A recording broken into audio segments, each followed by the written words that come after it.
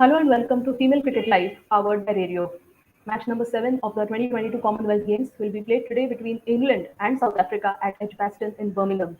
The match will start at 3:30 p.m. Indian Standard Time, and you can catch all the live action on Sony Live app and Sony Sports Network. Now, before we start reviewing the match between England and South Africa, let us have a quick look at match number 6 that was played between Australia and Barbados, which Australia went on to win by 9 wickets. Batting first, Barbados were bowled out for a paltry score of 64 in 20 overs, thanks to Alana King, who wreaked havoc with the ball, picking up 4 for 8 in her 4 overs. For Barbados, Hayley Matthews was a lone warrior in the fight as she top scored with 18. In reply, Australia made light work of the run chase as they completed the formalities in just 8.1 overs, thanks to their captain Meg Lanning, who scored an unbeaten 36. For Barbados, it was Shanika Bruce who was the lone wicket taker. Now, ahead of us, we have match number 7 that will be played between England and South Africa. The match will be played at Edgbaston in Birmingham. And to preview this match, I have with me Dinesha Devnarayan, Neha Shetty, and Polly Starkey. So, Dinesha Devnarayan is a former captain of South Africa women's cricket team, and since 2020, she has been the head coach of South Africa women's under-19 team. Then we have Polly Starkey from England, who is a cricketer herself, cricket writer, and a cricket podcaster. And then we have Neha Shetty, who is an avid cricket follower and a cricket podcaster. So, welcome all of you to Female Cricket Live. Thank you. All right. So, Dinesha, to begin with you, what are your first thoughts on the South Africa's match against New Zealand the other day? Yeah, I think it was a good game. I just feel like we're not playing 20 overs of cricket. There came a point where we didn't have a wicket, we didn't take a wicket, and it's unfortunate. I mean, if you go in the first 10 without a wicket, you know that they're going to post a big one. But I still think that we kept them quiet for a little while. We had a we were playing good cricket in the sense that we were attacking the stumps, we were playing straight. They looked to hit us very square off the wicket, but I think we got a little bit too impatient after over 11. And it boils down for me, like, I don't think we're playing 20 overs of cricket at the moment. I think we're playing a good 15 or 16, and that's where we're losing our games. But yeah, I mean, take nothing away from Susie Bates' innings there. She was a leader in every right in that sense.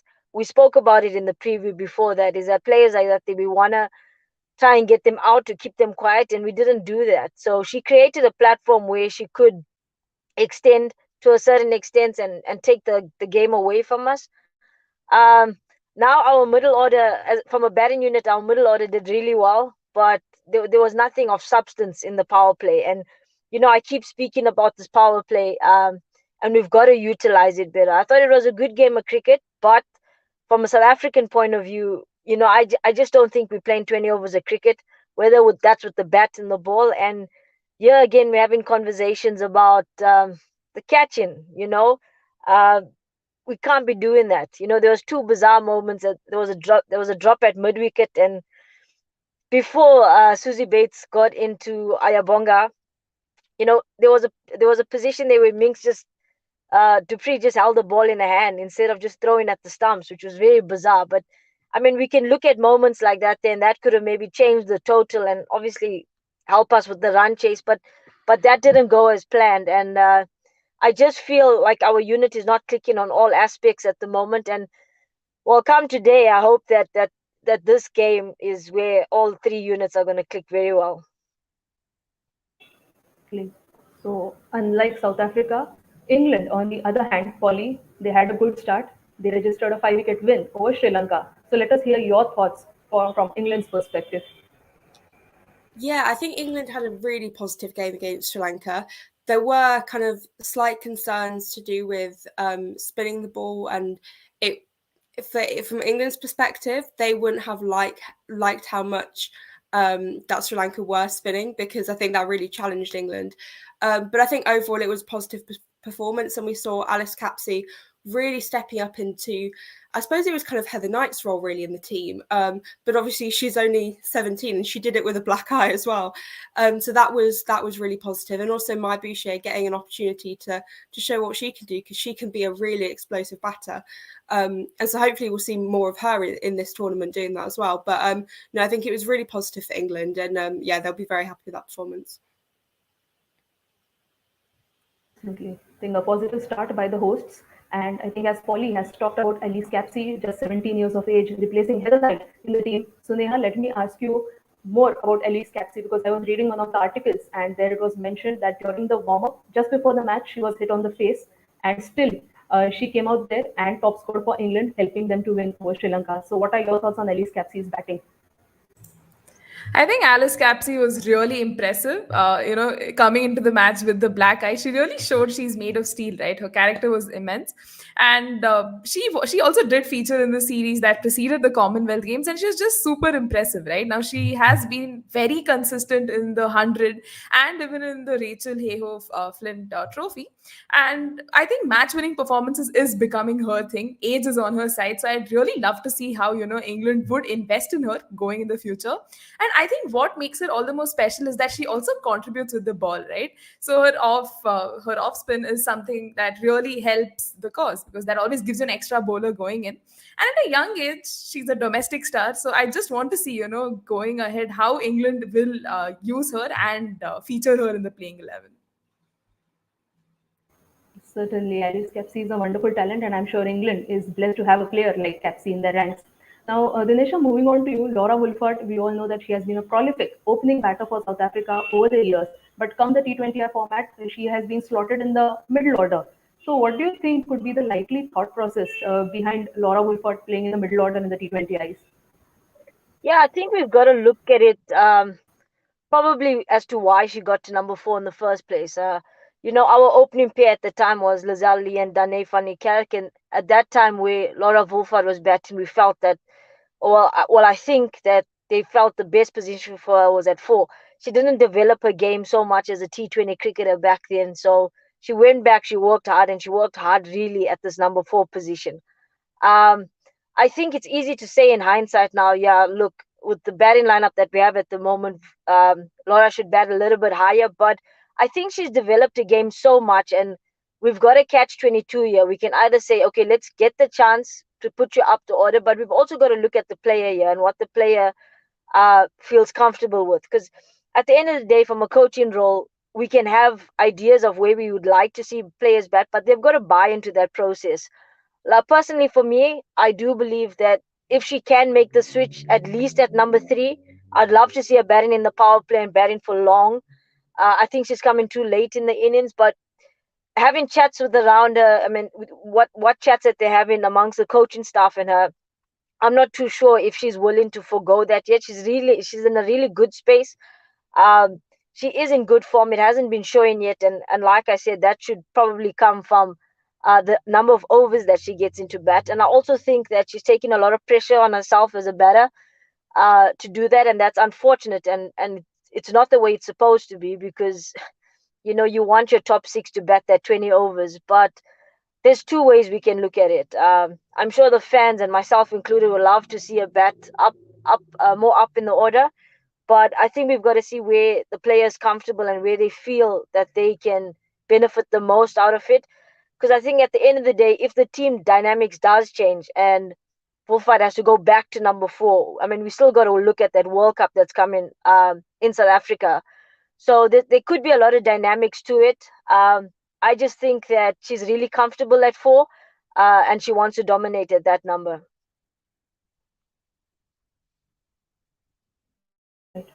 So I think, according to Dinesha, probably Laura Wilford could come up the order, or let us see if she continues to bat at number 4 for South Africa.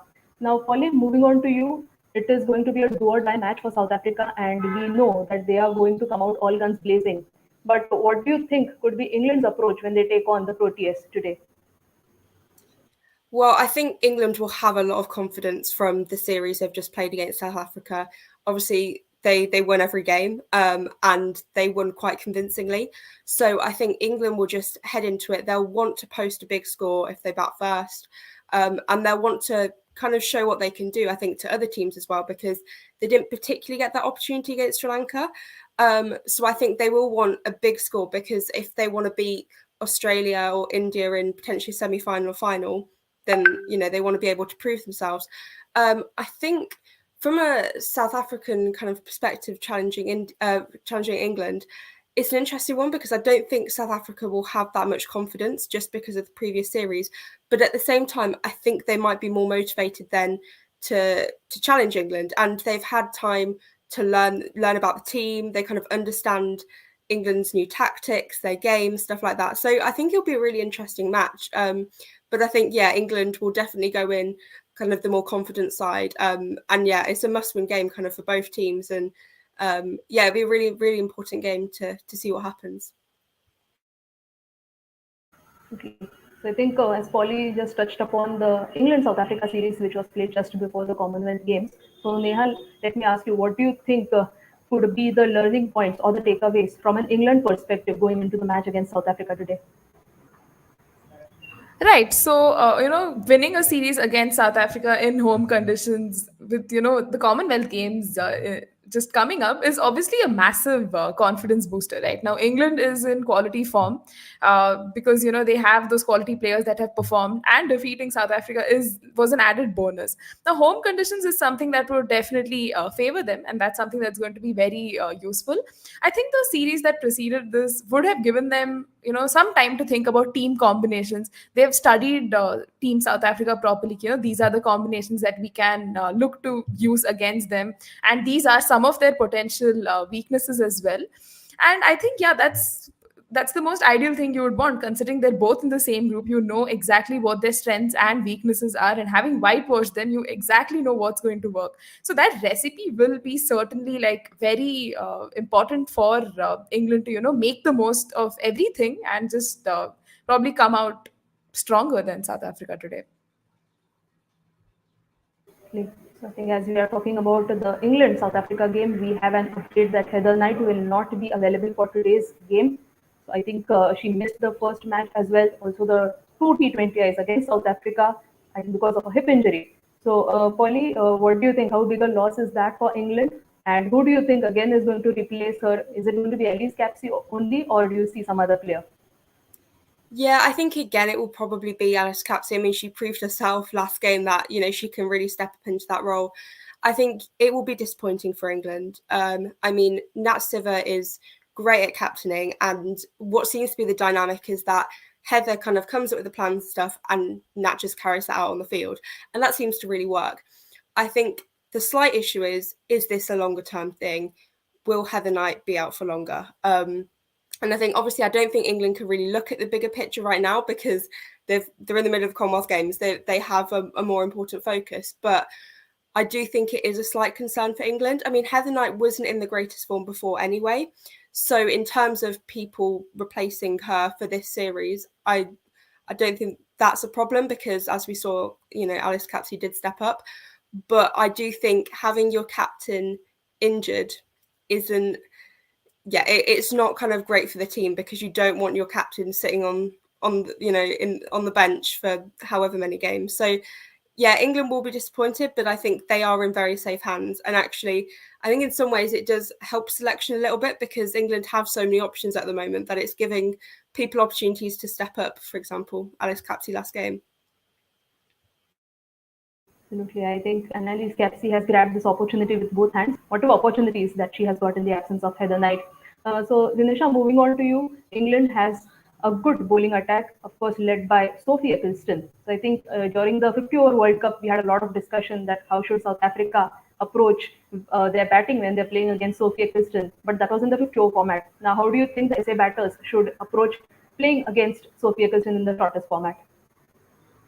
Yeah, she's a quality bowler. She's really intelligent. I enjoy watching her bowl, and I think we've just got to play smart cricket with her. I think it's from the 50 over World Cup to this year is that we've got to identify where's our one options with her, and if we go to the boundary, where would be our best option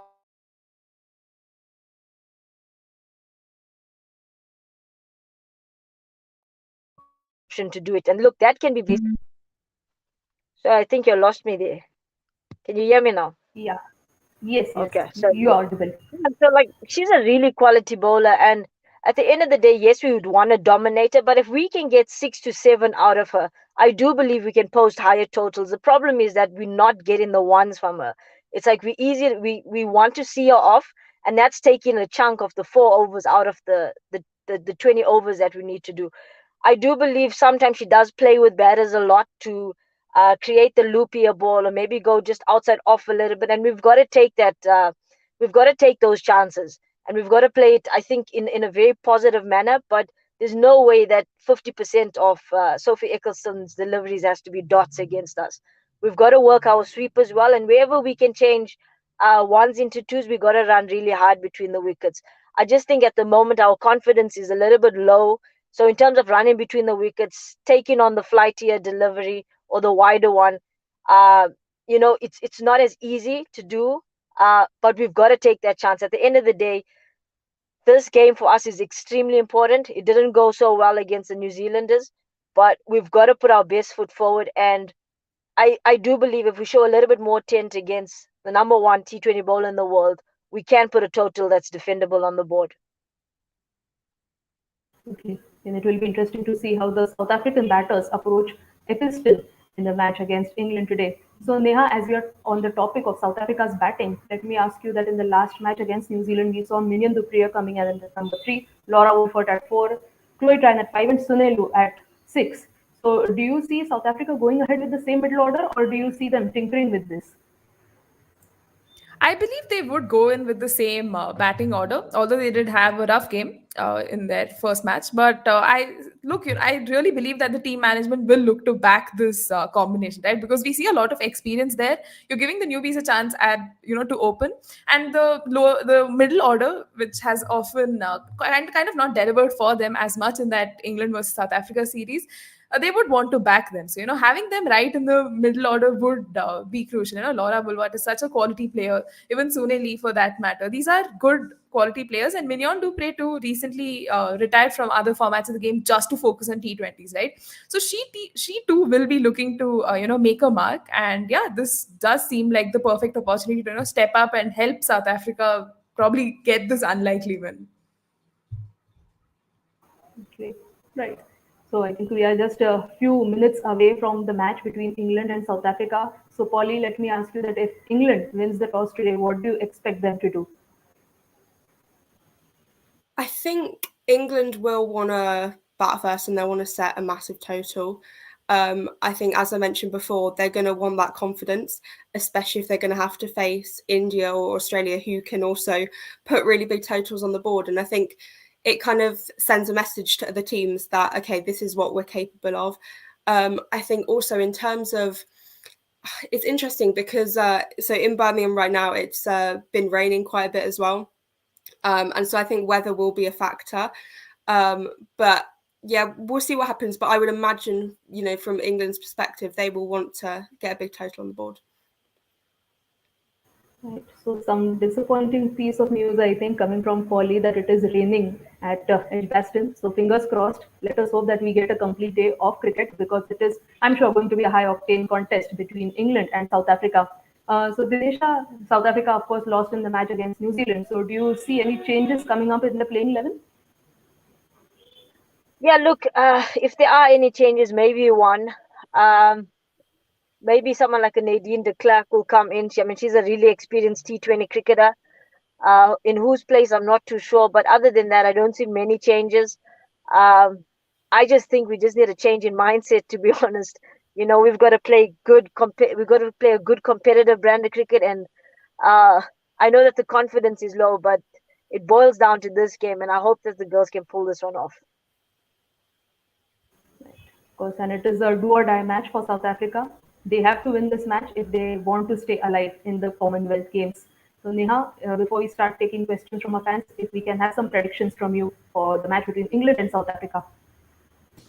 Right, so prediction time. This is one of my favorite segments. So now, obviously, the England women did, begin their campaign on that winning note. They're hot favorites, medal contenders besides Australia. But I think what was really fascinating from their last game was the fact that they did put up a comprehensive performance. They did look scratchy here and there, but that's fine. They are a class outfit, and we can expect a lot more. And the South African women will have to probably, put the horrors of their last game back and just focus on, just backing themselves and believing that they can win against England, although they had the very bad series. But again, if I had to really make a prediction playing at home, I think England has the edge and they're likely to win today's match. Right. I remember, Neha, you predicting that New Zealand will win in the last match against South Africa, and that did happen. So I'm sure that Dinesha will be slightly disappointed to hear your predictions. So Dinesha, let us get to you. Let us hear your predictions. Yeah, look, I'm a fair person, eh? And I'm a truthful person. On paper and current form, it looks like England might win, but I do believe, and I say this from the bottom of my heart, that yes, I want South Africa to win, but the only way we're gonna win is if all the past games that we played, if there's no learnings from it and we're not gonna execute it, then probably we'll be on the losing side again. I just want to see that fighting spirit that we talk about, the Protea fire and always rising. I would love to see it this game. So I'm really hoping Nea gets this one wrong. But yeah, look, on paper and on stats, it says it's England's day to win the game. But it's T20 cricket. It's a do or die game. It's not a series, yeah. So let's see what happens. Right. Great. So, Polly, finally, your predictions for today's match. Yeah, so similarly, I think England are going to win. But I would love to see South Africa putting up a fight. I would love to hear them being really loud in the field. And even small things, like I've noticed they're not celebrating as much when they take a wicket. And they're so quiet in the field compared to, for example, England or India. And it's kind of disappointing to see. So hopefully, even if they do lose today, I hope they have that energy back and that kind of more positive mentality, because I think that is also disadvantaging their game. But yeah, I do think England will win, just purely on their form at the moment, and their team spirit does seem to be a lot better at the moment as well. Okay. Right. So let us hope for a beautiful day of cricket. If the rain god, decides to keep quiet, and the beautiful day of cricket, it reminds me of Polly, your background. It seems to be pretty beautiful. So just wanted to compliment you on that. Wonderful. All right. So if we can start taking up some questions from our fans. All right. Arun Kumar is asking us, don't you think South Africa are not utilizing their informed batters enough? How can your best batter, Laura Wilford, bat at number 4 and Chloe Tran bat at number 5 or 6? Can someone come up with the order? Dinesha, I think you would like to answer this. Yeah, look, it's a very good question. It's an honest question, and I love questions like that there. Like I said earlier in the conversation, I'd love to see Wolford up the order, and I'd love to see Chloe go in once between that 10 to 11 over period. I believe she has such an X factor, and sometimes we leave her too late. But yeah, I mean, if you look at those two batters, you want them to play majority of your overs. So I'll say, okay, fine, let's go with the opening pair. Let's see how long or how far they bat us. But I mean, if we still inside 8, send Wolford in. And then between Mignon Dupree or Sune Lease, they can go, if there's a wicket, between 8 to 11. But then Chloe has to come in next. And there you got to bat deep and as deep as possible. I do believe like the role clarities aren't, it's not identified visually on the screens or what we've seen. But yeah, I mean, I would love to see these batters get a lot more overs. And I mean, that's you've got to stay relevant and you've got to stay in tune with what the game needs and what requires for your team to win. So yeah, it's a little bit surprising to me as well, but I would love to see the two of them definitely bat up the order. Right. Great. Thank you. Thank you for answering this, Dinesha. Can we have the next question? Okay. Steve Carl is asking us, Danny White has been short of runs.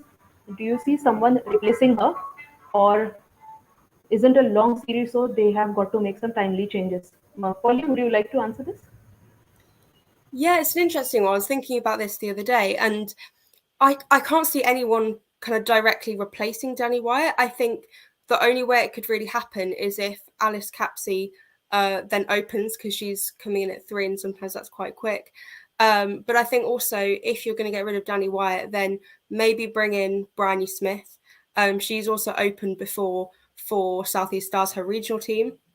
And I think she has the capability of doing it. I mean, she hasn't performed very well in the last T20 she played, but she has had a massive break from international cricket and not been selected. So I think that could be a really good opportunity for her to perform on such a big stage. But I think England will have confidence in Danny Wyatt, and she is such a capable batter. And there's a reason she's been around England for so long, because she is so good.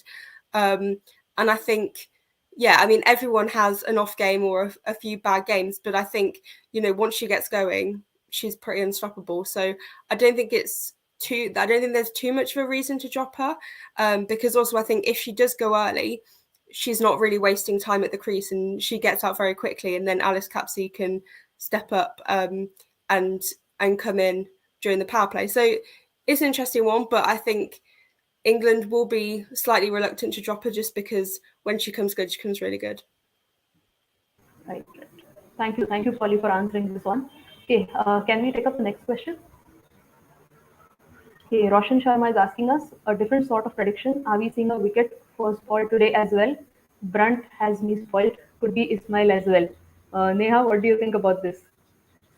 Right. I mean, again, it's a very good question. But considering the matches that have preceded us, we've seen how teams batting first have put up a competitive total, and the pitch really does support batting first too.